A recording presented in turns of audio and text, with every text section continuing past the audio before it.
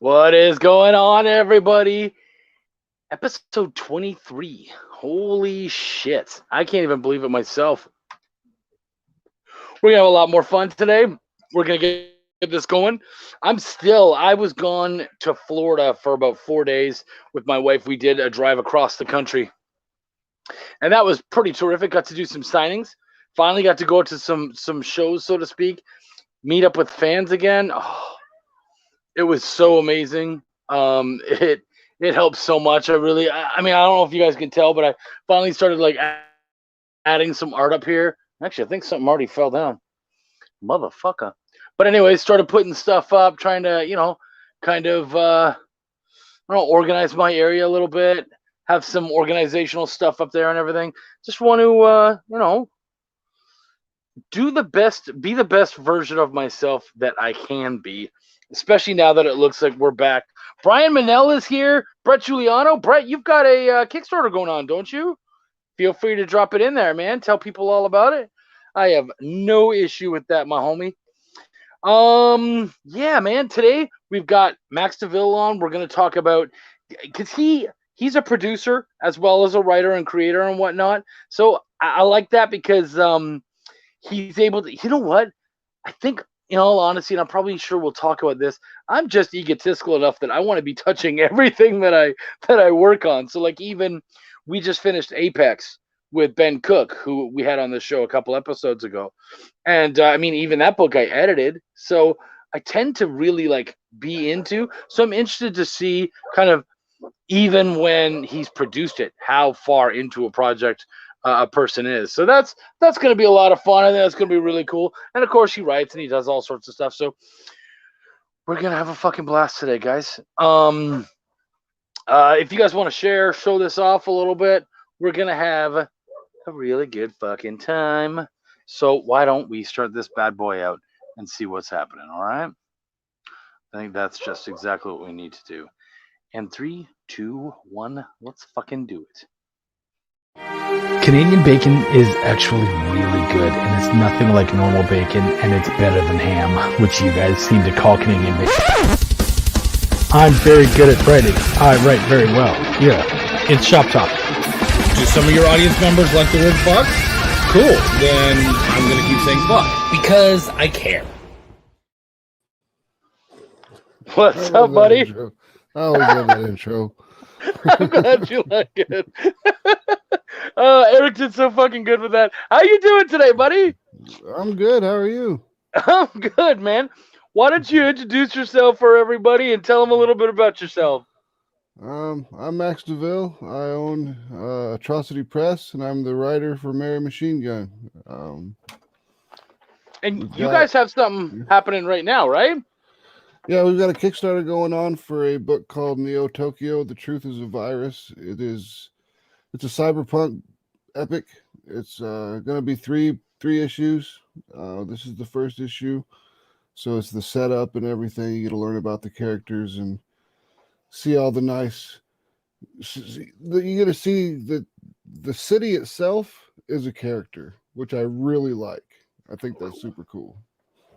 Was that your initial idea? I mean, we're gonna get into this, but still, like, just because it's fresh in there, was that your initial idea? Was that something that you wanted, or yeah? When I came up with the idea for it and passed it off to Josh Hadley, who's a writer for. He's been on 1201 Beyond. Let's see, I think he's written for Hustler. He's written for Penthouse. He's written for Fangoria. Dude. He's written for a whole bunch of magazines and everything.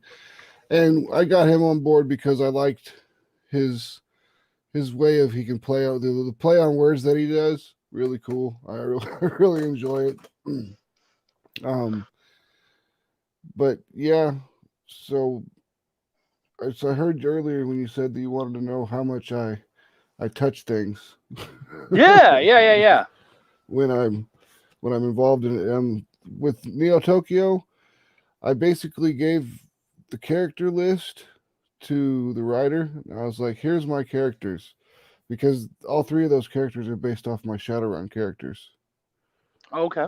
which is a role-playing game. I don't know if you've heard of it Oh. before. Oh no, I'm well aware of Shadowrun. Yeah. Okay. Shadowrun. Yeah. It's basically like a cyberpunk fantasy almost, so to speak. Yeah, cyberpunk with magic. Yeah. Yep. And so it was based off those characters, and then I was like, but I really want the city to be like the main character. See, because we want to do Neo Tokyo, The Truth is a Virus, and then maybe Neo Tokyo Decimation and Neo Tokyo, Eradication or whatever, just a whole bunch of subsets. And that way, the city itself is always a recurring character that's always there. It's always oppressive. It's always enjoyable. There's times that things are fun in the city. It's a city. It's the way things are, and we want to make it to where each of these characters could eventually, during these stories, we could have each of the characters kind of cross each other's paths sometimes, and then you could see from a different angle how this set of characters got to a situation where they met up with another set of characters. I think that'd be really, really interesting. I don't know if it's more of a mental masturbation writing exercise or if it's something that people will really enjoy. We'll see. Can't it be both? It could be. We got some people in the house. Nick Mueller, what's going on, homie? Total what's up, buddy? Doug Brown's in there. Hey, buddy. Steph Wilson. Do you have a Steph Wilson cover for this bad boy? Not for Neo Tokyo, The Truth is a Virus, but we do have a Steph Wilson cover for Mary Machine Gun issue 2. Oh, I know that one. Which starts in June. Yeah. You had one for the first one, right? No, we didn't. This is the first Steph Wilson cover we've had. Oh, geez. Oh. Yep. Well, I'm glad you alleviated that because, as seen with Phil Russert, if you don't immediately get one, he will make sure that you pick one. He will hound you until you do. He will. He will. You will buy one of my fucking covers, even if I have to tone my shit down. I believe it's a sweet cover, brother. I believe it. So I have to say, The Truth is a Virus. That's a fucking heady title, by the way. Like, as soon as I heard that, I was like, whoa, that creates some real... What is it about that? That statement? It's a way to say that the truth is always going to find its way through. It's a virus. It's always going to be... It might have to be subversive at times. It might have to be over the top at times, but eventually it's always going to find its way through. Because a virus always finds its way through. Yeah, absolutely. No, that's cool. I like that a lot. Yeah, Steph said I twisted Chuck's arm. You did, but I mean, as soon as I saw that, like, he drew a piece, and I was like, "Fuck, that's got to be a cover." And then I had to, of course, twist Sean Barbour's arm because we're a partnership on that thing. So that. So how's your it's book never going? easy on us. It's good, man. Well, so I was in Florida and literally got pictures from the printer showing it done, and he flipped through the whole thing. So I got the video of the whole book. So awesome. yeah, man. At least the first copy was done, and it should be. So yeah, man. We should be hearing about final printings and whatnot very soon. So fuck yeah. Awesome. Chuck is like a virus. The symptoms. Aren't the symptoms like the best part of a good virus, though, man? Because they're exactly what gets you out of work and school and shit. So that's true. I feel like, yeah. The symptoms are Brian, kill you. Right? Brian Manel comes in heady every time, strong. If I may, when you say the city is like a character, does it go through a character development in a similar way as a regular character, or do you approach the character development of a city differently from a regular character? There's still character development, except for the city doesn't really actively, push itself through its own character development. People around it inside the city do the character development itself. So the culture of the city is a reflection of the character of the city. Yeah, I like that, man. Yeah, and I mean, a city, a land can totally in Lost. I remember repeatedly they would say that the island was a character, and you could kind of feel that. So yeah, man. No, I totally feel you there. I agree with you that is a thing and that's totally possible. Matt Knowles pops in. He says Max Devill plus Chuck's headphones plus dragons in the background equals that's a serious live stream right there. Well, and I was showing it off earlier. I put up some art, so I've got some more coming, but eventually that might shut Steph the fuck up. That's my road. This is my road to shutting Steph up. I know he wants it to look professional. I feel like if I tried to make this show look professional, then I'd be lying, and we all know that the truth is a virus. So I'm not ready for that. So Max, I do this every time. Why don't you tell me about the origins of you as both a comic fan and as a comic creator? Well, as a comic fan, it would be when I was about 6 years old. I found the box of magazines in the closet, except for the box of magazines in the closet were Vampirella magazines. So I read through them when I was a kid, and I thought they were interesting and cool because, the first few Vampirella magazines, they weren't really stories about Vampirella. She was just like a horror hostess. She hosted an anthology of stories for the first like three issues, and then after that it was about her. But I read those and I really liked them, and I thought that was pretty interesting. Obviously, for many reasons, as a 6-year-old boy. But when I actually had my bike and was actually old enough to ride my bike to the gas station and the grocery store, that were both about a mile from my house. That's when I really got into buying stuff like Spider-Man and Batman, Superman, Justice League, stuff like that. I bought my first Spawn comic from there, and that was what really got me solidified into comic books. I mean, I liked comics to start with when I was a kid, just reading them here and there. I wasn't a collector. I wasn't like a hardcore or anything. But when I first bought that Spawn #1, and I opened it up, and they had that digital painting on the inside, and all the pages were of just a much thicker page quality with that coating on it and everything. And I was like, wow, these dudes really stepped it up. And that's when I got that. I started going to the LCS after that and started getting stuff like, I don't know. I picked up Vampirella because I remember that from when I was a kid. Evil Ernie. I'm sure it was nice to own some that hadn't. I'm sure it was nice to own some Vampirellas that hadn't laid on somebody's closet. Yeah, on the floor. But I read all those. Then that kind of got me going. I got into Dark Horse real heavily, kind of because I was always into Terminator, stuff like that, and they had all that licensed property. So yeah, it got me into those Continuity Comics. If you remember that, they did Sam Marie. That was Ed Benez's first job, which we have Ed Benez. Yes, that's kind of funny too, because I read Sam Marie, saw Ed Benez's artwork, and was like, man, I would love to have a piece of art done by this guy. And now here it is, 20 some years later, and he did a cover for Mary Machine Gun issue 2. And dude, and he's nice enough to that's ridiculous. And he was nice enough to send me the original artwork. He's going to send me the original artwork for it. Whoa, that's amazing. Is that something that you think you're going to treasure for yourself, or are you going to try to make some extra dough and put it on the Kickstarter? Nope. It was that's a bucket list item right there, and that's not. I totally feel you. I absolutely feel you. Going in a frame and going on the wall.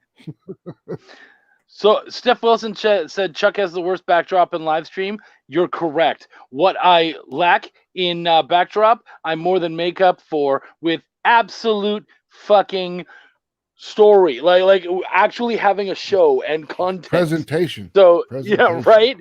So by having an actual content in my show, it means the backdrop doesn't matter because they're focusing on these two gentlemen who are dropping the fucking knowledge. Cool. So what about what made you want to become a creator? Like, what was that? Because obviously you're a huge fucking fan. What pushed the button and said, Max, you got to fucking make this happen? In the 90s, when I first got out of high school, I lived in Gainesville, Florida, and I hung out with all the art kids and all the goth kids because that's what I was the goth kid. And Johnny the Homicidal Maniac was really popular, and so we decided, hey, let's get together and we'll make a comic book.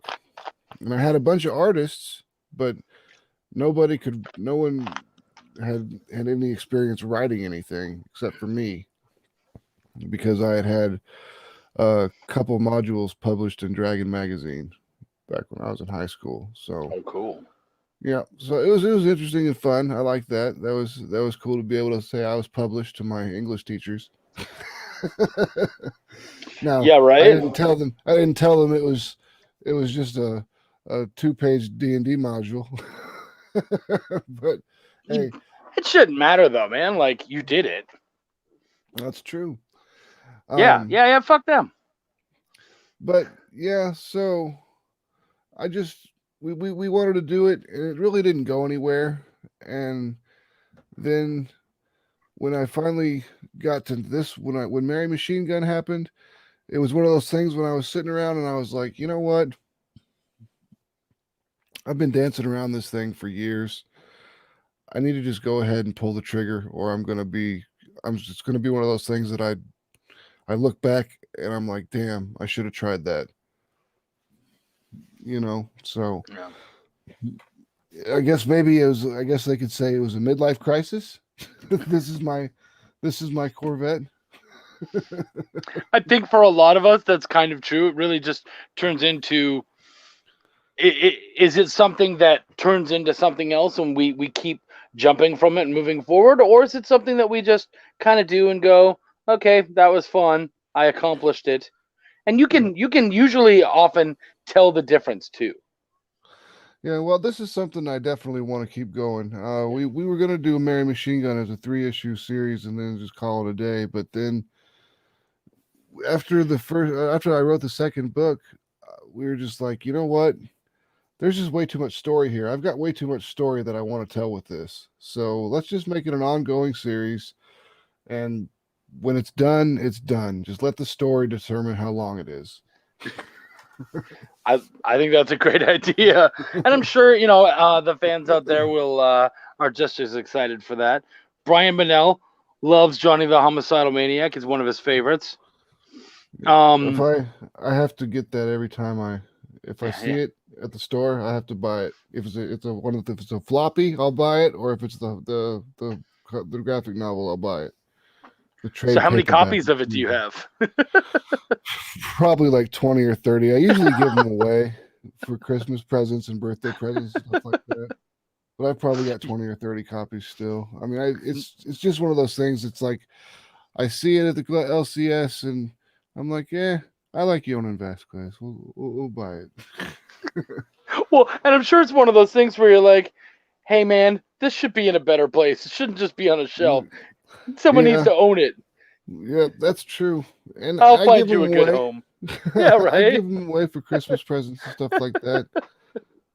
I wait until the kids are about 14 or 15 years old and they can really appreciate Happy Noodle Boy. Nieces and nephews and shit. I love that. Exactly. That's who gets it. Luis Torres. Oh, man. Steph Wilson lied. His share said Chicks Live. Sorry, buddy, but you know what you can do? Is you could face swap us with some hotties, and then you've got some more wank material. You're all good again. Yeah, Lewis is good at that. Dude, like ridiculously. Like, I'm like, who the fuck's that hot chick? And then I'm like, oh, no. Oh, no. So, yeah, man. That's why we got to keep a beard, because it makes it much more difficult to Photoshop. Luis Torres is the only reason I have a beard. Just so that I don't see someone and go, fuck, she's hot. Fuck, that's me. Mike Bankston's excited. Mary Machine Gun. Yes, The yes. Mike Drop himself. There you go, buddy. Brian Manel says, "Do you got any Squee comic copies as well?" I've got Squee. I've got like 2 or 3 Squee issues. Damn. I remember that. I remember Squee. Anything that Yonan Vasquez did, I pretty much or was a part of. I have part of it, if not all of it. I love that you're just one of these guys, it seems, who's just like, once I love something, I love it, and that's it, man. Yep, pretty much. So what was the idea behind Mary Machine Gun? What kind of brought up that, like, why did you have to tell that story first? Well, first off, it was something that I had written for a movie. I wanted to do a movie of it. And just because I got like a little thing for nuns. You should see the pictures. They have a whole folder of pictures of nuns. Were you a Catholic school boy? Because that would explain a lot. I was raised Catholic, and then after I got confirmed Catholic, I pretty much didn't have to go back to church anymore, so I kind of quit being Catholic. But you were you were there just long enough to get it inserted into your brain. That's hot. That thing just stuck into my brain there. And there was a couple pretty hot nuns at the confirmation classes. I remember they weren't all like old ladies with rulers. Some of them were like in their 20s and not bad. And then when I was in the army and I was in Germany, we lived, the post was right next to a really big convent, and there'd always be nuns out and about. And some of them looked really good too. And they wore the whole little outfit. Like in the United States, they don't wear it so much anymore. They'll just wear like a skirt and a button down top with their little their headdress thing. And then but in Germany they wore the whole long black dress with the habit and everything. And I'm like, wow, that's really cool. You guys are still wearing the old school costume. So, guys, if you pick up nothing from this show tonight, you can at least understand this guy loves fucking nuns. But anyways, the reason why I wanted to tell this story first is because I had written it as a movie, and I really liked the idea of a nun with a machine gun kicking ass. And then because originally it was called Sister Mary Machine Gun. And then as we were working our way through it and kind of helping it be a little more commercialized, we wanted to make it a little more accessible to a larger audience. Hi, Trish. We decided using Sister Mary Machine Gun kind of limits the stories we could tell. So let's just drop the sister and call it Mary Machine Gun. And then we can have all sorts of different stories. We can put her in any time frame we want to. There doesn't have to be a church reference in anything. So that way would be much better, I think, would work out. And so far so good. It's done quite well. I mean, we're only in the first 2 episodes or 2 issues. I keep calling them episodes because I see them kind of in my head as episodes. Maybe one day Netflix will come to me and so are each of them basically standalones? The story, it continues from like 1 continues from 2 continues from 1, continues from 3, 4, 5. It'll be the same. It'll just be one long run until the story arc is over with, and then we'll determine if we want to continue it after the story arc's over, or if we want to like put it on hiatus for a while. We'll probably end up putting it on hiatus for a while because we got 4 books that we haven't, the scripts are written for them, but they haven't been produced yet. We're working on a book called Human Hunters, which uses the old school famous monsters like the Frankenstein's creature.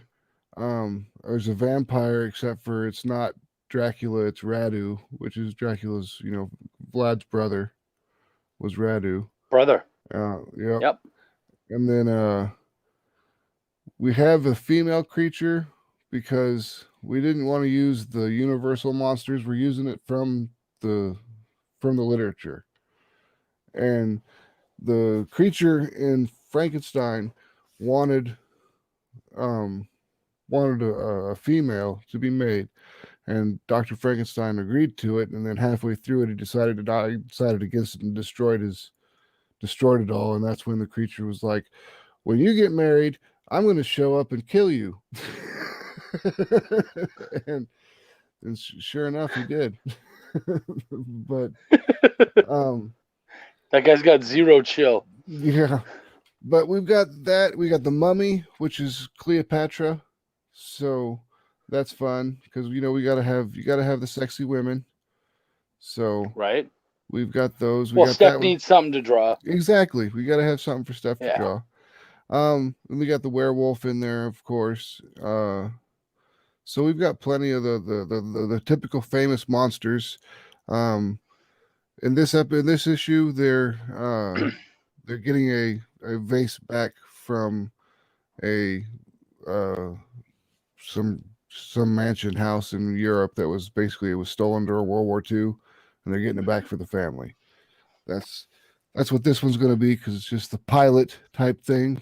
Wanted to get everything drawn out and get the copyrights done and the trademarks in. It's kind of like if we just took an ash can. Yep, sexy mummy, counting him in. All right.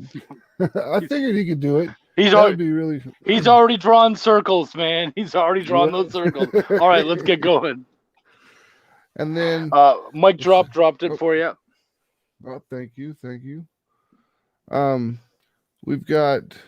Let's see what else we got. Then, not being in production yet is obviously Neo Tokyo issue 2. Keep calling them episodes. Issue 2. Mary Machine Gun issue 3. We've got one. And this is my favorite one that we're putting together. It's going to be an ongoing series too. Teenage Ninja Bimbos versus Zombies from Deep Space. Okay. And it's exactly what you think it is. So it's like a B movie style comic. Yeah, exactly. It's just a B movie style comic with a bunch of TNA. I mean, I think we're all pretty sold already. Yeah, exactly. It's gonna be it's just gonna be dumb fun. It's a way for me to write some things and I don't have to get too serious with it. Because I notice with a lot of my writing, I get really serious and really dark. And I can still keep it dark, but not be as serious with it. Like, I have one character in it that we wrote. Me and this dude, Johnny Reed, we're writing. The Human Hunters wrote together. We worked on Mary Machine Gun issue 3 together. Yeah, TNA. I do say. I do. I must.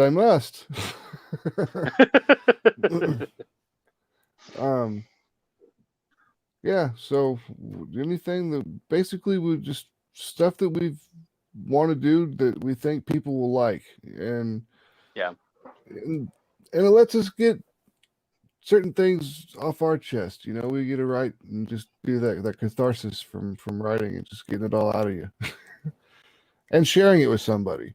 I mean, you could write all day long about, I'm going to write about this awesome short story, but if you don't share it with anybody, then it's kind of just for you, and you could have just kept it in your head. It's just you, yeah. Yeah. So with Atrocity Studios, is that basically just like you at the top, and then a bunch of other people who are kind of a part of it, and then you bring on to be a part of it, or do you actually kind of have a team who all sort of helps to develop and work on these ideas? We have me, who's I'm not at the top. My wife is actually at the very top. She owns the company, and then I'm the director, which is below her. And then we have Fernando, who is the artist for Mary Machine Gun, but he's also our art director. So it kind of goes from My wife to me, it's from me to Fernando, and then Fernando deals with everybody else. He's like the manager for it all because a lot of our artists are from Brazil and they only speak Portuguese. And he speaks Portuguese, and his English is pretty good. With a machine translation, he can do it perfectly fine.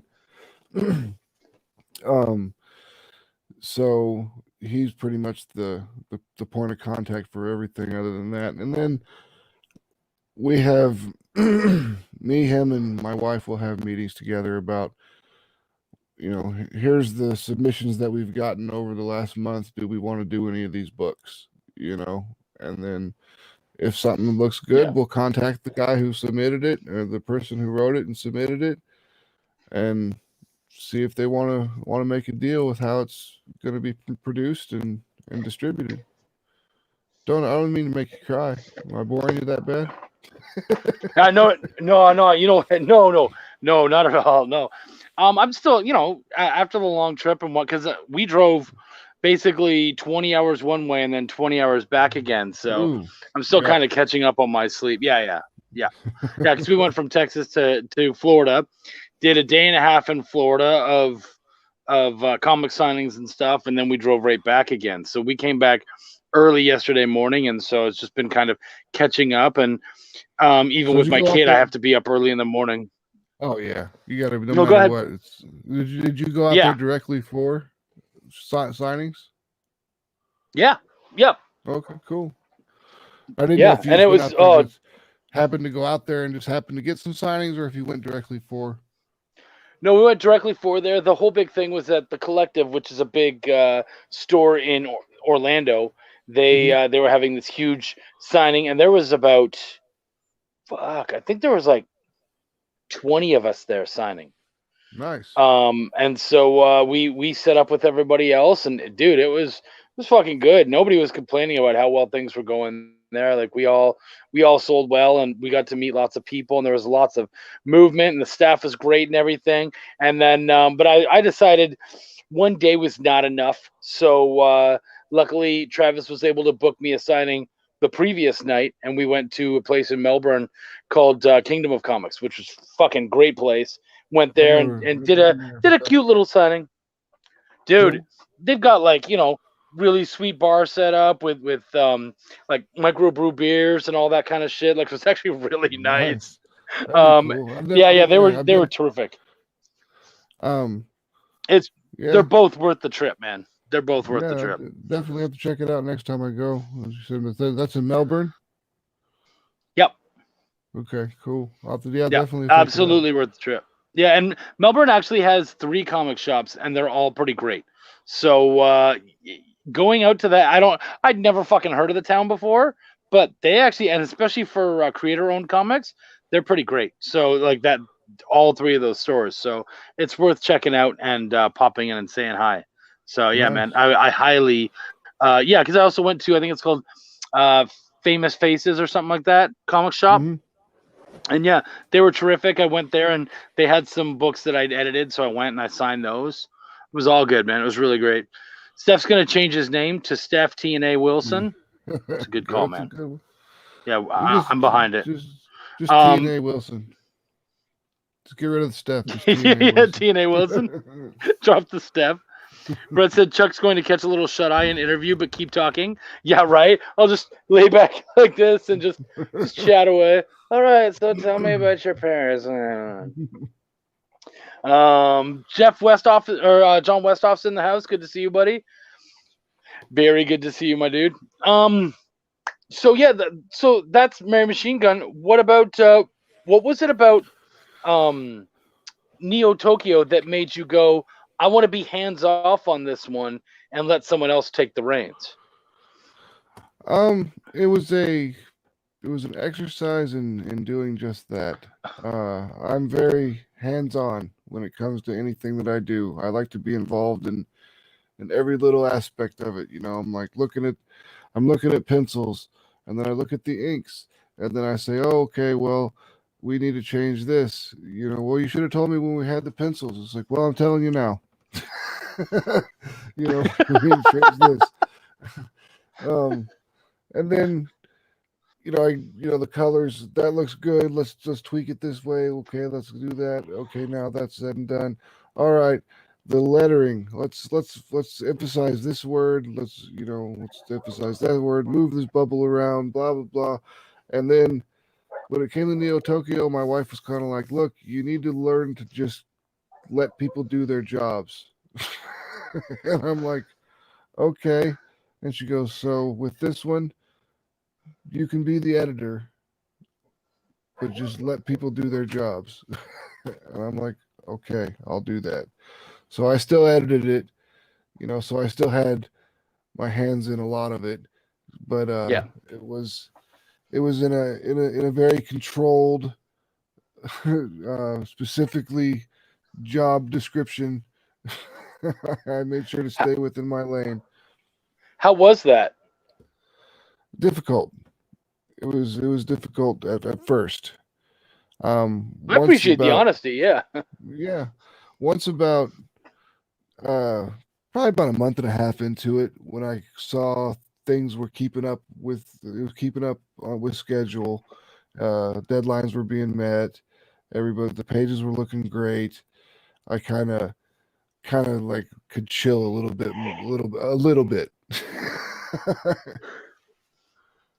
I could chill a little bit. Well, it sounds like you brought on a team that you could be proud of. Yeah, I'm really happy with the people that we brought on. Fernando, fantastic. The dude, he can pencil, he can ink, he can color. He's even doing 3D modeling now. He's teaching himself 3D modeling, and he's already got Oh a wow. Mary Machine Gun Funko Pop that he's worked itself out. So I was just like, I tried the blender uh the blender tutorial where you like make a cup. I couldn't do it. It's like the easiest looking shit ever, but I just still screwed it all up. So I'm like, you know what? Not for me. And then he just hops in there and he's like, look, I'll make this machine gun and I'm going to do this here and I'm going to make this Funko Pop looks like Mary. I'm like, man, how do you do that shit? You make me feel bad. I'm like, you sure you haven't touched this stuff before?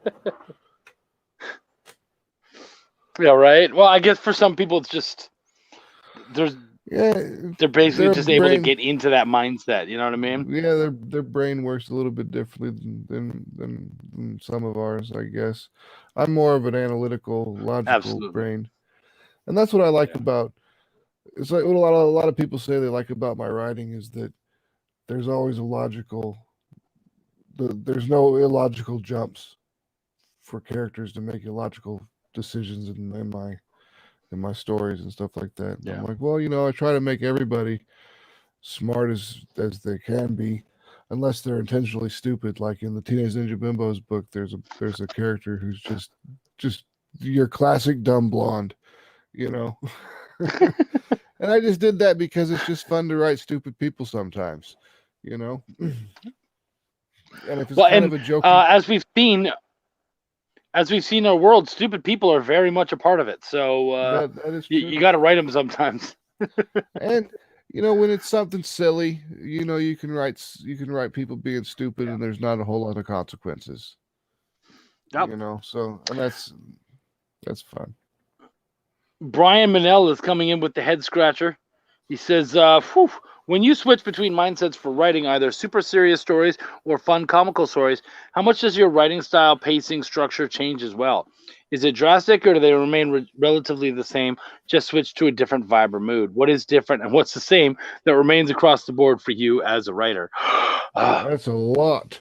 Right? I want to break it down to how do you switch your mind space Yeah. to writing in a different genre. And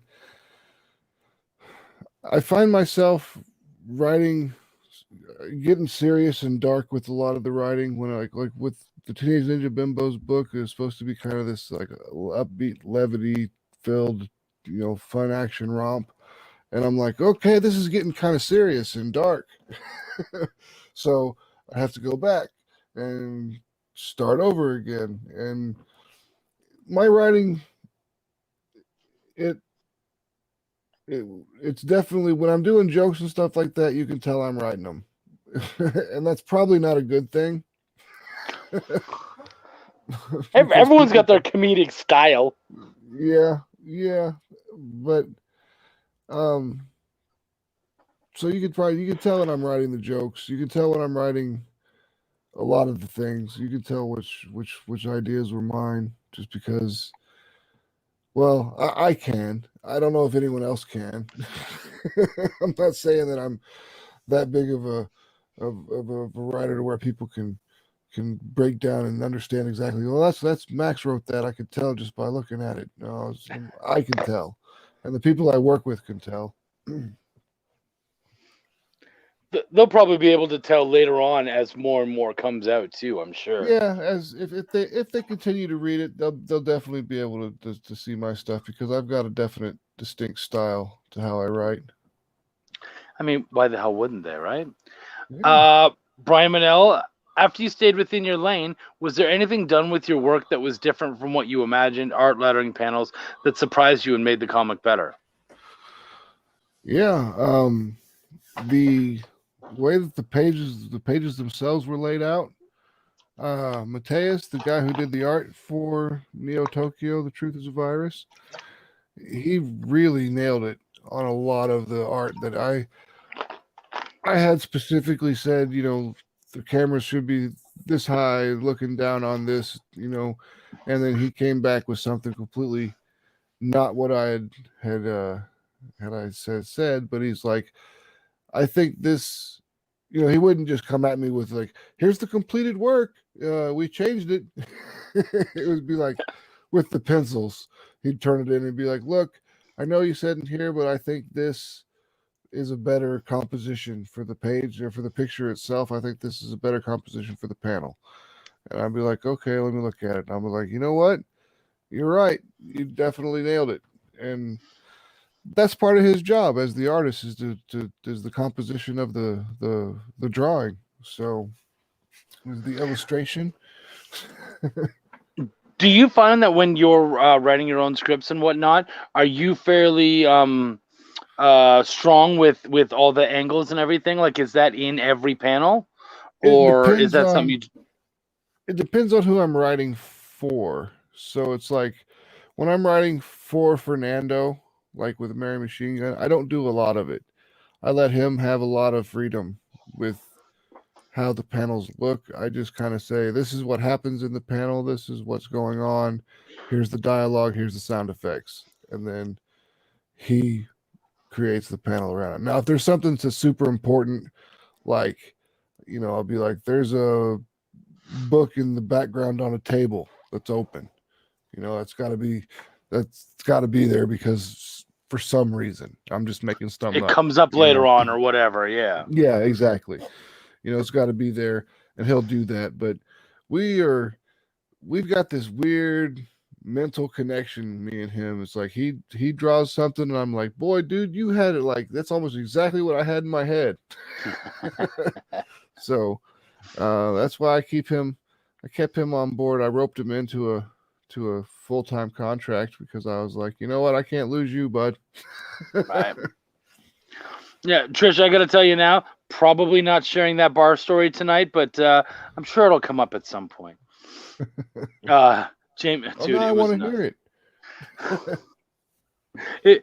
It might come up later. Right now, let's try to talk about your stuff. But James Sims, what's going on, buddy? Good What's to see you, up? man. Brian said he didn't know how to phrase that super long question. That's okay, buddy. We got to it. So you're good. You did good, man. Um, so like moving on to your next projects and whatnot, are you already able to look at them and go, that one I'm probably going to write, that one I'm going to hand off, blah, blah, blah. Like, do you have that, or are you just kind of feeling it out as it develops? Usually stuff that we bring in, like external stuff that we have decided to produce, it's usually written already. Uh, Okay. or it's a treatment that we got and the writer wants to write it, and I'll let them do it because that's one of the great things about being high up on the ladder in the company is like, I just decide I want to write this, and I write it, and I want to create this, and it gets created. Yeah. So, I mean, there are things that we do. We want to give the independent people, either a lot of people their first shot, or um, maybe their second or third book that they're doing. We want to give everybody a shot that we can.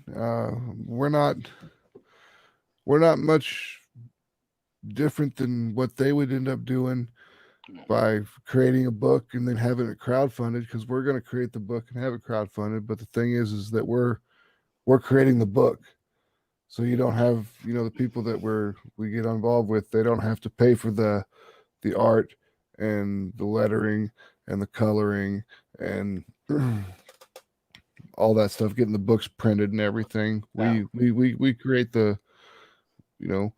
we say, here's X amount of dollars for you, and then we're going to do this, and then we're going to create it, we're going to sell it, and then you get 30%, Yeah. That's just, and then there's other things that we do locally and just internally to the company. Like whenever I write anything I get, 100% of that just goes right back into the company. The company's too young. It's too, I can't be making a paycheck off of the, off Yeah, the right. company yet. Not yet. Give me another 3 years and we'll see where we're at. Well, it's funny because, you find, especially with newer creators, they kind of come in and it's like, this is some kind of competition and they have to do better than everybody and they have to try to climb the ranks and all that. And then hopefully they realize, as I think a lot of the rest of us realize, is that first off, it's not a competition because most of us are working together. Yep. Like even as writers, we might end up on the same books together. We might end up, in anthologies and all that kind of stuff. And other artists, all that kind of stuff. Like we're all on some level, we're working together. But also, there's different paths to take, and it seems like you're not as worried about Max Devill and moving up the chain and all that. You're more worried about doing Atrocity and really making that the big thing. Am I wrong there? Or Yeah, no, that's exactly what you're dead on. Atrocity Press is what I want to. yeah, That's what I want to focus on. I mean, I'm not really concerned about branding Max Devill and having him out there as the face of. I'm not EVS. I'm not any of those guys. right. I just want to make and tell cool stories and have awesome art that goes along with it, and maybe have entertain some people along the way. That's pretty much all I want to do. And if it works, it works. If it doesn't work, I tried. Yeah. I got farther than a lot of people. Man. I've gotten farther than a lot of people have. So. And people are loving what you're doing, so there's no reason to slow down now. No, not at all. Josh Main is in the house. He came for the live chick. No, don't worry about it, man. Our boy Lewis is already doing some face swaps, so the chicks will be here eventually. And he says hi to everybody else as well. Dan Stockwell says hi to us as well. What's up, Dan? Good to see you. Guys, if you have any questions for Max about what he's working on or how he does things or how he's able to somehow be so bald and yet awesome, it's just, any of those questions, feel free. I got some here. Yeah, okay, that's true. Okay, yeah. Oh shit, you do too. It's so funny that the headset just hit it. Yep. That's why I keep it hidden so it looks like I'm just you're right? No, yeah, you're rocking it pretty good actually. Good for you. Yeah. That's fine. Yeah, man. So so Neo Texas, right afterwards, are we switching gears right back to the next Mary Machine Gun? Yeah. As soon as Neo Tokyo is done, we got 3 days left on the Kickstarter, and then we'll go into fulfillment for that because it's funded. We'll do the fulfillment on the Neo Tokyo there, and then late June, the Mary Machine Gun issue 2 Kickstarter fires off, and then probably the beginning of July, we'll do the Indiegogo for Neo Tokyo, just for the people that prefer Indiegogo as a platform. It'll just be a flexible Right. goal thing, just so people can, if you want to use Indiegogo, go right ahead. We'll probably do a specific, cover for Indiegogo only, and then call it a day. So you're actually doing an Indiegogo campaign, or are you just going to do the whatever it is, the Indiegogo? I can't remember what it is, direct or whatever, It's like the called store. in demand. It's called in demand, but in order to get there, you have to do a campaign first. So we're going to do a campaign at the lowest amount possible, which is like $500.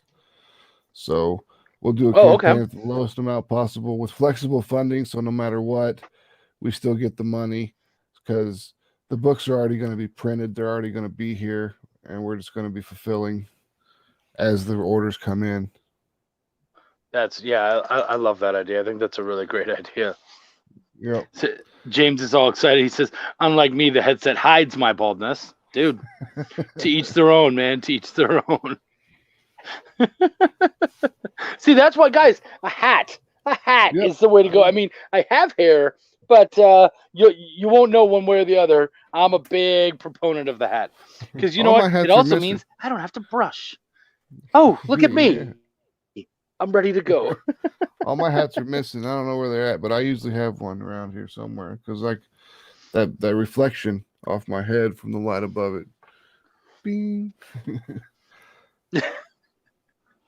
Well, I thought that was part of your lighting. Like that just helped to kind of brighten the room a little bit. Yeah, I needed a. It's my reflective.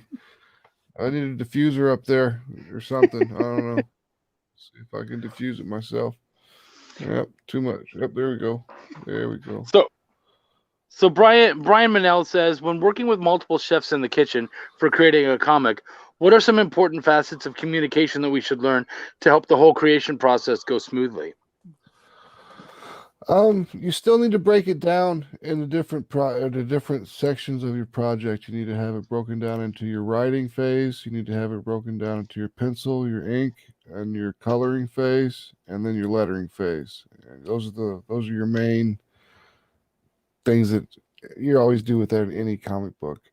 Um, then with your writing phase, you keep all your writers involved, and then at the end of the writing phase, you kind of have a head writer, and they're the one who takes on dealing with the artist in the penciling phase.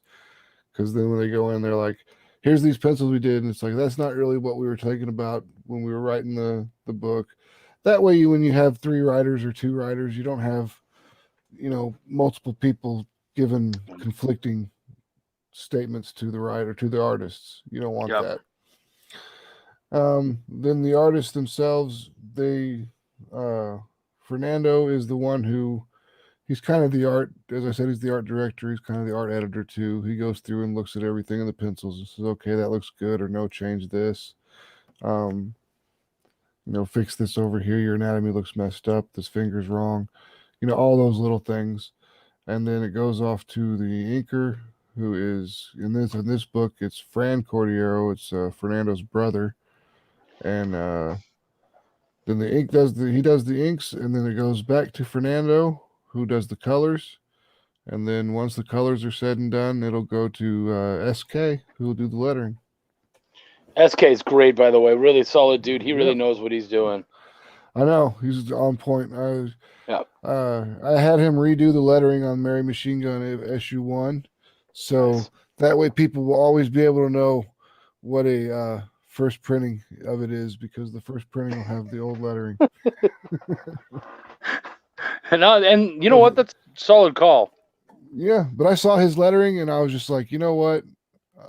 The thing I wasn't happy with the most with the book was the lettering, but it was one of those things where I was just out of time. There wasn't anything else. I mean, I couldn't really do anything. The lettering was done. It was functional. It was there. It wasn't exactly what I wanted, but it was complete, so we had got to to go get ahead it and going. put it Yeah. out. Yeah, and then I saw S's lettering, and I was like, dude, just do it. Just take this book, it's 40 or 36 pages, and go. He's like, all right, I got this. And if anyone requires some terrible advice, there you go. There's your terrible advice for the day. One thing I like to do, and I don't know about you, but I like to have a group chat with the whole team.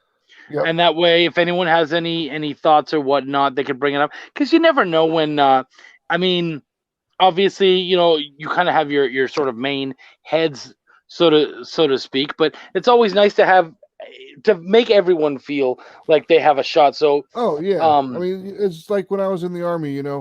Some of the best ideas come from the lowest ranking private. Yeah. Yep. So it could just be something that you're just not seeing. Because you got tunnel vision because you're focused on one thing and you're wanting to get something done so bad. You've chosen a path and that's the direction you're going to go. And then someone comes in and they're like, well, why don't you just do it like this? And you look at yourself and you're like, Jesus, I was a dumbass. Why didn't I think of that? Well, it's funny because I did an 8-pager for Cthulhu Invades Oz, and we go from Oz to Earth, and the colorist kind of came in, and partway through he said, "Hey, what if when we go back to Earth, we make it black and white as kind of like an homage to the movie?" And I was like, "Holy fuck, dude, that's a really fucking good idea." I like that. I was kind of flip flop.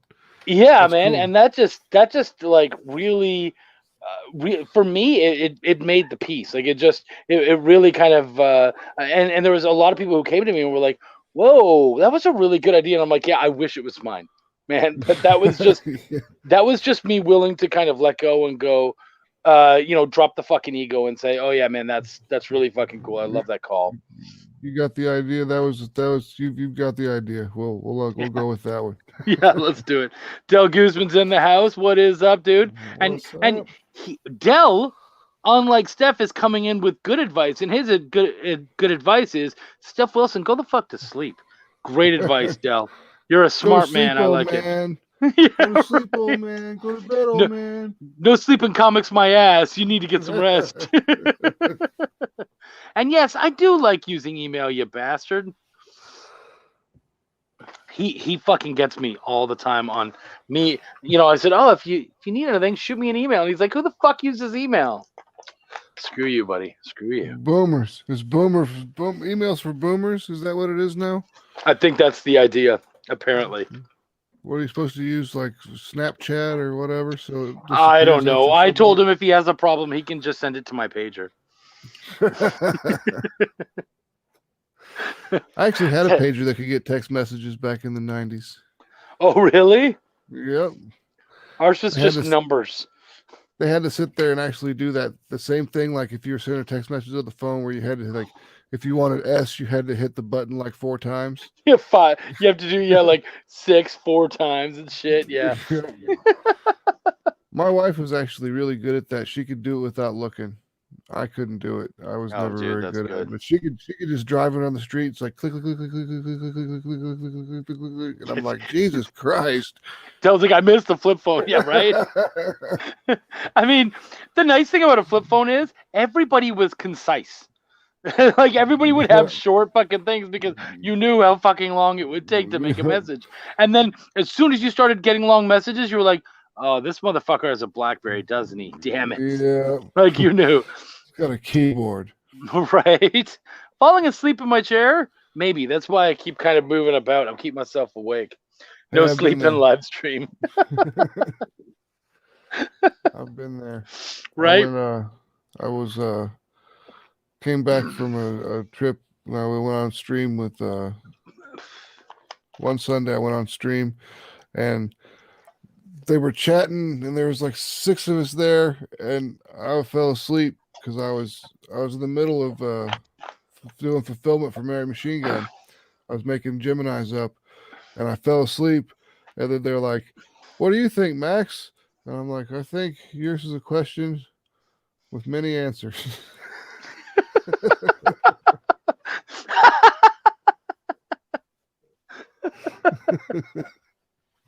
And I was out. Wh-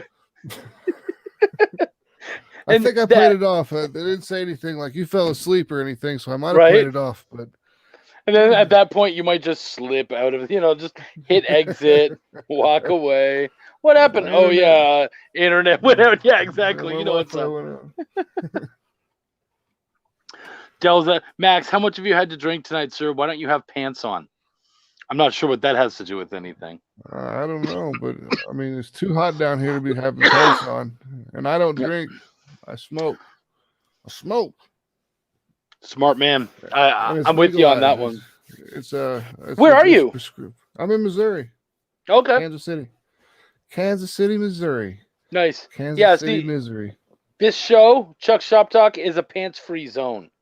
Yep. For the most part, Pants-free I'm zone. against pants. So yeah, man, I'm in That's my like shorts, and that's the way to My do brother always says that. He's like, when I get home, I take off my pants, and if someone's upset about me not wearing pants in my house, then don't come to my fucking house. You're wearing.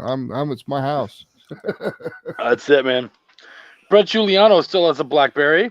All right. I That don't you know. use? I don't know. Yeah, right. I don't know that I'd say that out loud, but good for you. Steph says, bet Chuck still has a laptop or a desktop. Okay, so no, I have a laptop, but it's kind of a desktop because the battery is fucked on it right now. I have to get a So new you gotta battery keep it for it. plugged in. So it's just always plugged in. If you unplug that thing, it's dead within a minute. So at that point, it's just a fucking brick.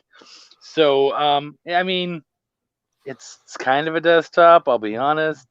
Dell says reminds me of Steph Wilson. He's usually naked, except for on his Academy Award winning show or whatever the fuck it was.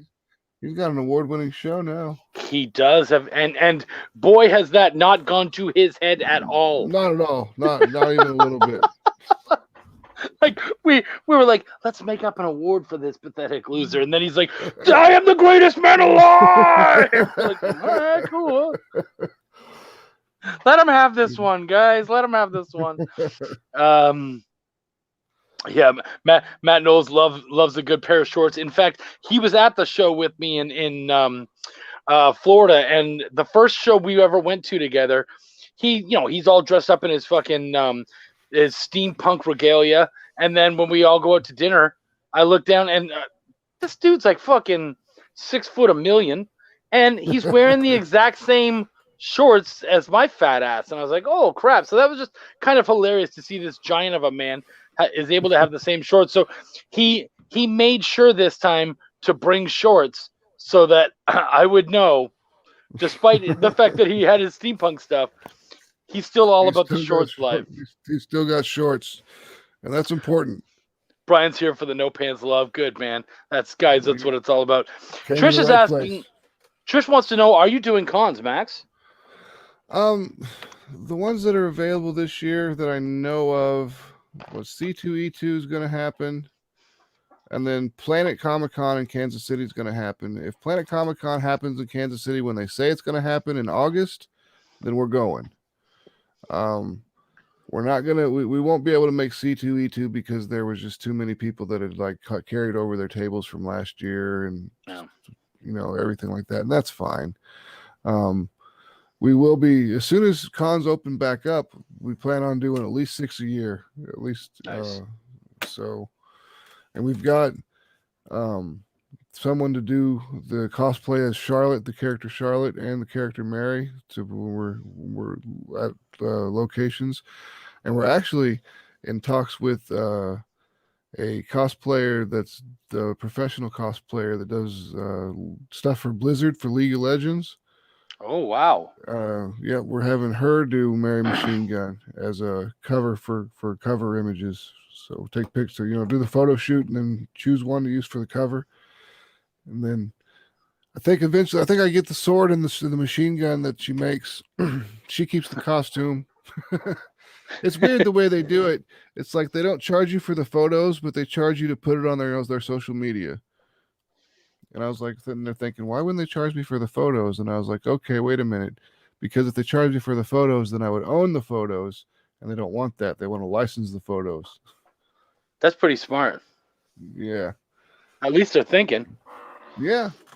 I'm sure people have people a lot smarter than I have been doing getting that industry set up for quite a while.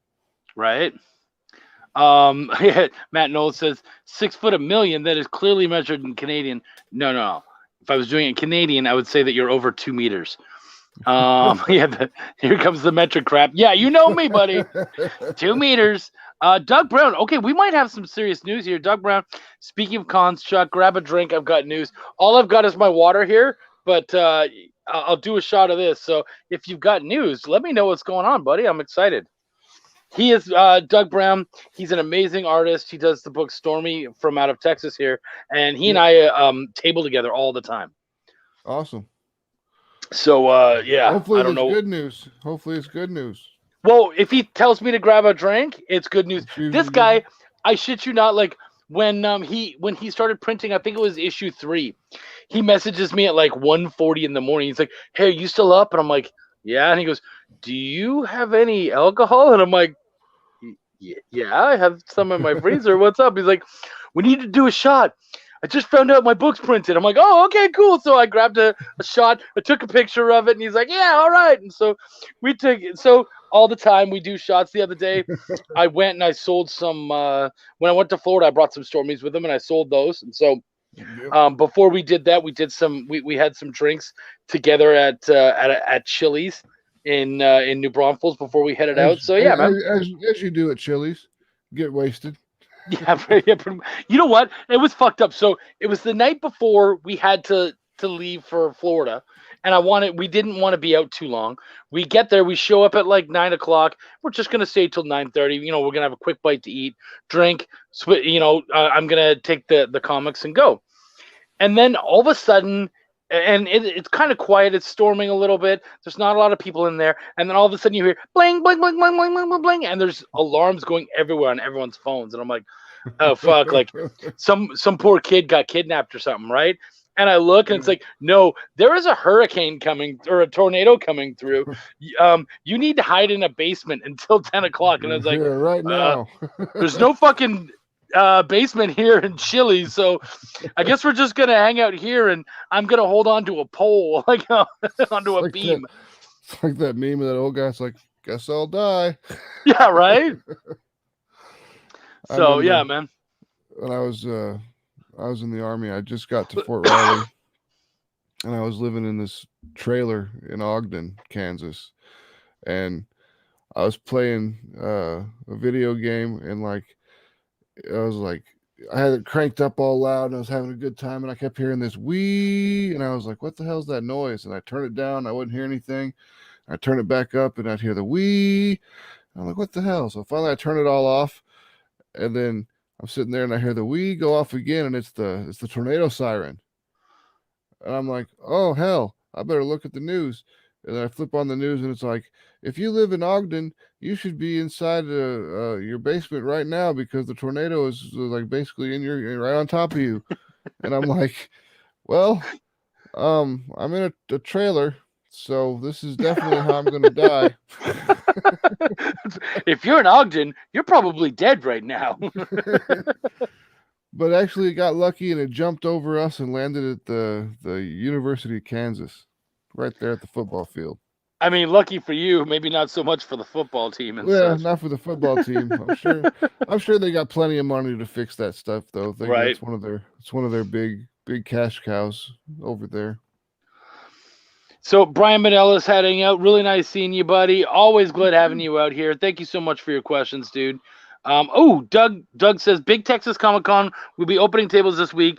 Return vendors get early pick, and we got a corner booth. All right, man. Woo! Okay, so that's at least 3 more shows we're doing this year.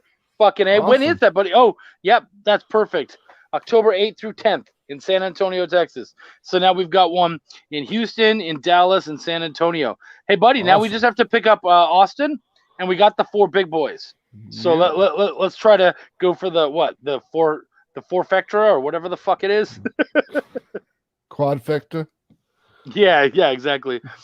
Brian says, I know nothing of the benefits of the great corner booth, but if it's great, then congrats. Corner booths are great because you get people from two angles. They Two don't have different to. angles, yeah. Yeah, you don't have to worry about just grabbing them from the main aisle, your main aisle.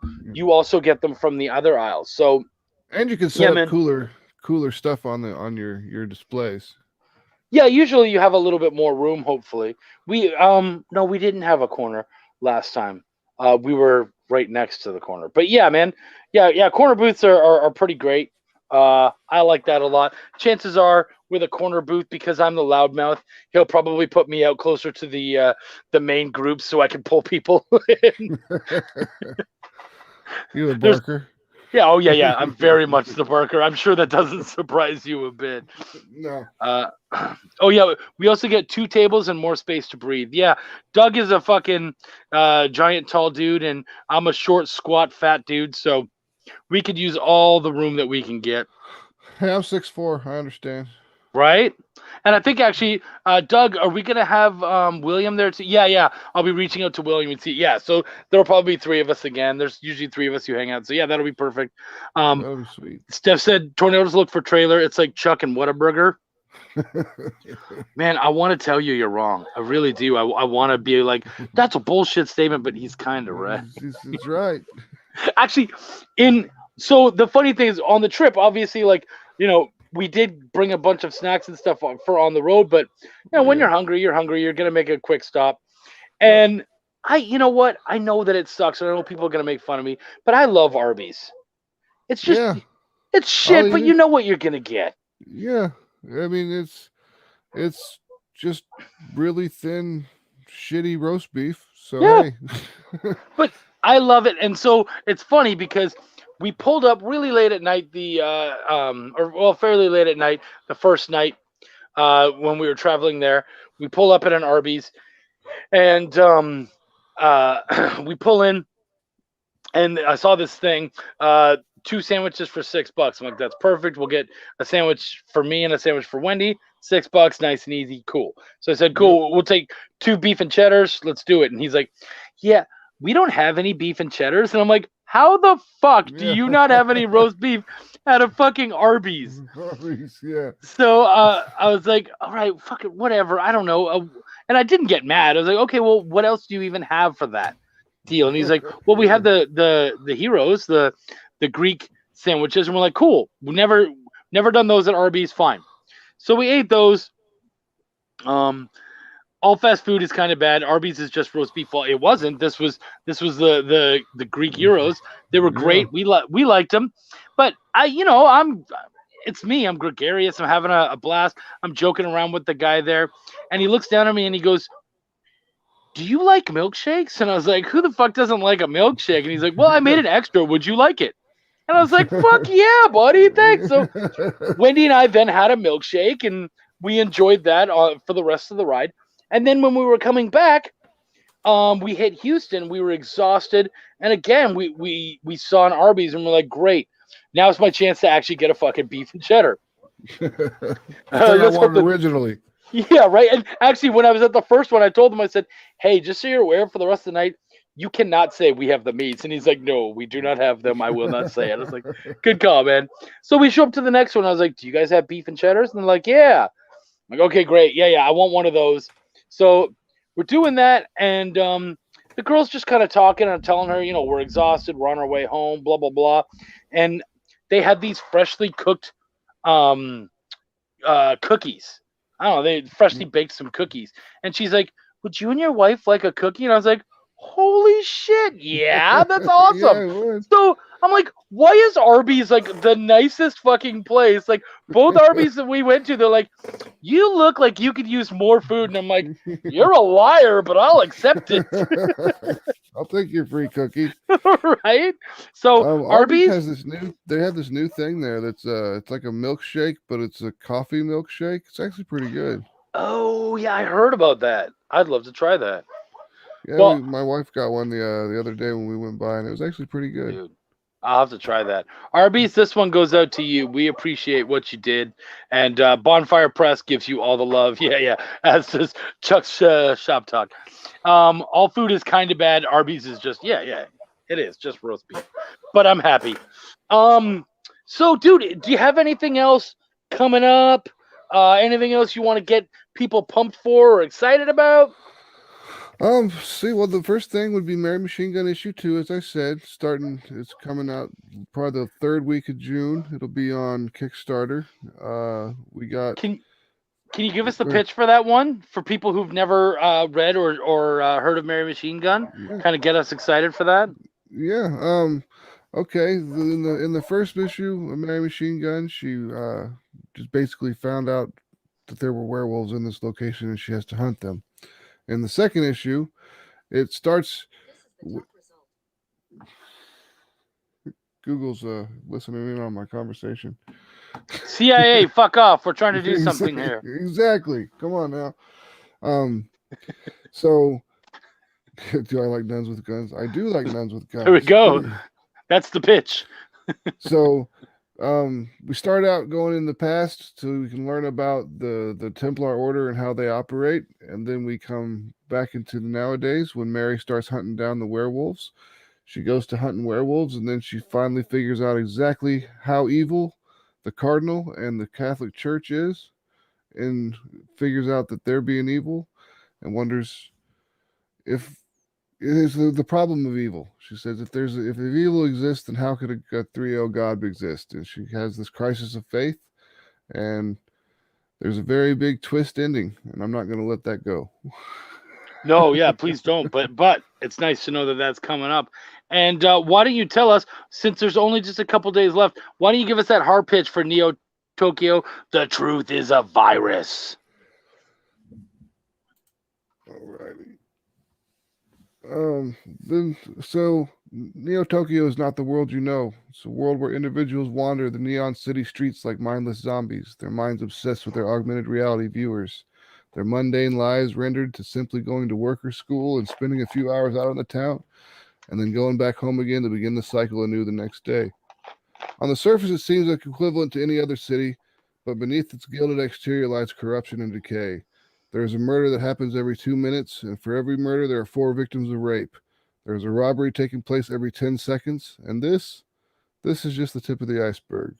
Welcome to Neo Tokyo. Oh, shit. Guys, there's only a couple days left on this one. It does look beautiful. The art is gorgeous. You guys really seem to know what you're doing, especially where the art's concerned. I would say it definitely needs more. Steph Wilson doesn't have enough, but that's okay. Nobody's perfect. We can always grab Steph for the issue 2. Maybe I'll make Steph an issue 2 thing. Maybe issue. Maybe if he's good. Here's the deal. Steph, if you go and you say, hey, I saw you on Chuck's amazing show with the fantastic backdrop, and would you please give me a cover? Then maybe he'll do it. So go and kiss a little bit of ass. What I'll do is I'll tell Steph that I'll wait. I'll just wait until he starts getting all spastic and starts coming after me like he did. And then you might get a better price. That's what I'm saying. I'll be like, fine. Now I'll get this. I'll get the cover from you, but you got to give me a tiny dress girl too. Oh, dude, those tiny dress girls are great, right? Exactly. I got his. Yep, we got that too. I think we were one of the first 25 or so. Mine's 40. I can't remember. Is it 63? Okay, that's still probably the first day or so. He sold so many so quick. Yeah, it was the first day. Yeah, no, they did great. No, good for good for him. But we all know that Carrie Ann's really the one that did the actual fucking work. But whatever, she put it all together. He draws the pretty pictures and she does all the work to put it all together. Yeah. he does the circles and she does the finishing. Exactly. Cool. All right, man. She draws a bunch of circles. Right. She does all the lines. She connects it all together. All right, man. Dude, I really appreciate you coming out, man. That was awesome. No, it's good to have you. Anything good to have me? Thank you, man. Yeah. I really appreciate you being out here. I'm used to having my own show. Sorry. No, you're good, dude. I feel that. Trust me, it's happened the same for me too. Is there anything else you want to say before you head out? If you guys want to check out the original issues of Mary Machine Gun, we have a few copies left. You can go to atrocitypress.com. on there. You can buy our the original, whatever's left is on the website. And we've also got shirts, and I think we got some beanies left. And where can they find you, Max? You want to find me? You go to, see, we got super lucky here at Mary Machine Gun on Twitter, at Mary Machine Gun on Instagram, for Facebook.com/Mary Machine Gun. I mean, with Machine Gun Mary and Sister Mary and all this stuff out there, you figure that Mary Machine Gun would have been taken, but it wasn't. The branding is strong with this one. I know. This is it's still edgy and fun and sexy, but it's very commercial. It's commercialized. I'm not saying it's commercial, but it's easily accessible. Yeah. People, it's a good story too. I mean, a lot of people I've gotten about the same amount of reviews. Some people say this is the best indie writing I've ever read, and other people say this is trash. So, I mean, you almost need people to say that it's trash so that you know that you're real, right? Like that they're actually reading it. Yeah, exactly. But and that's one of the things that I really didn't get much of when I was doing this was feedback on the writing. And I was like, come on, give me some information. I actually had to like solicit it from people. It's like, can you tell me what you thought of the story, please? Yep. And then they tell you it's great, and you're like, okay, now I don't know if you're being honest with me because I solicited the review. Wait, so like, did you pay for it or? No, I didn't pay for it. I solicited it by asking. You just went, hey man, can I get it? Oh yeah, okay. Yeah. No, I mean, I don't know. It really depends. I tell everyone when I do a review, it basically goes one of two ways. Either it's a good review and I have a lot of nice things to say, and if there's some issues, I'll probably tell you privately behind the scenes because I'm not interested in showing off the shit. Yeah. But if it's trash, I just won't talk about it. It's pretty easy. Yep. That's pretty much the way we do a lot of things too. Like when I used to have a website where we did movie reviews and everything, and people would send in their films, and it's like we did a couple reviews that were bad just because we didn't have much content to put out at the very beginning. So we were like, we got this movie. It wasn't that good. There's not much good to say about it. So we're just going to have to put out a bad review. And then, because when we first started, we were like, we don't want to put out bad reviews. We only put out positive things. If it's going to be a negative review, just don't even run it, And so we had to at that point in time. And some people, they got mad. And I'm like, look, we kind of really came at this with kid gloves, to be honest with you. if we wanted to be honest with you, if this made you mad, I'd feel really bad to see how you would have felt. You should hear how I really felt. Exactly. When we really wanted to open it up on you, you would have been really upset. That's great. Max, thanks so much for coming out. I really appreciate you, man. For having me, man. Hey, guys, come on out next week. We're going to have another great guest. I believe we have Kira Burton coming out. It's going to be absolutely awesome, as always. Thank you, Max. Guys, peace out. Peace, love, and comics. My name is Chuck, and I give a fuck. Stay safe.